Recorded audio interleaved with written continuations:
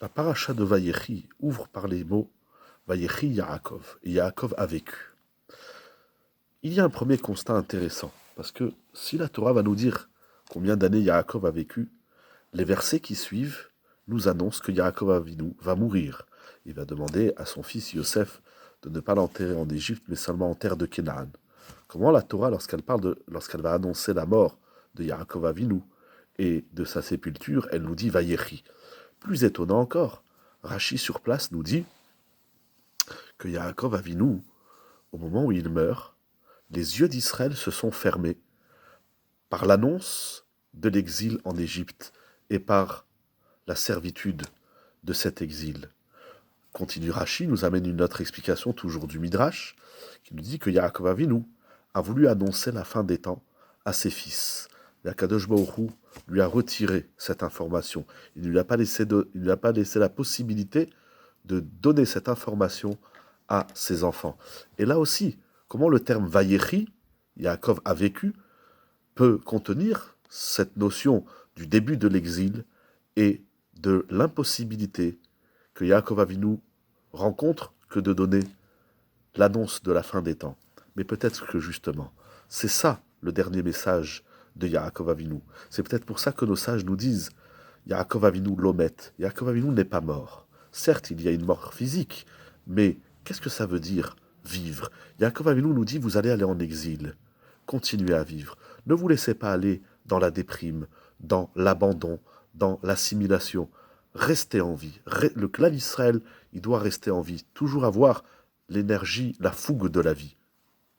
Et donc Yaakov Avinu continue et leur dit, même si je ne vous dis pas la fin des temps, ne perdez pas espoir, continuez à vivre, continuez à garder cet espoir ancré, convaincu, qui vous anime.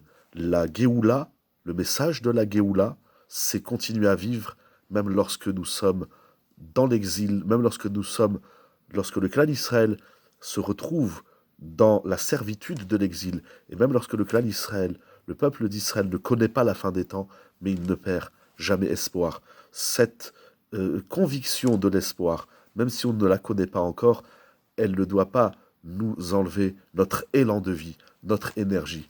Il y a une idée très importante, très profonde, et qui va dans ce même sens, dans le Sefer Netzach Israël du Maharal, au chapitre 26, que je dirai très brièvement.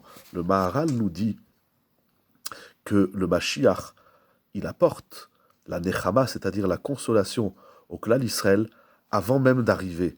Ça veut dire que certes, tant qu'il n'est pas là, il nous manque quelque chose avec tout le programme du Mashiach, la reconstruction du Beth Amikdash, le clan d'Israël en Eretz Israël qui sert à Kadosh Baruch Hu et qui pratique la Torah et les mitzvot. Mais le fait de savoir que le Mashiach va nous apporter la Géoula missionné par Akadosh Baruch Hu Ishtabach Shemo, alors déjà ça nous apporte la Nechama, ça nous apporte la consolation. C'est pour cela que les sages nous enseignent que le nom du Mashiach, c'est Menachem. Menachem, c'est-à-dire il apporte la consolation, il console.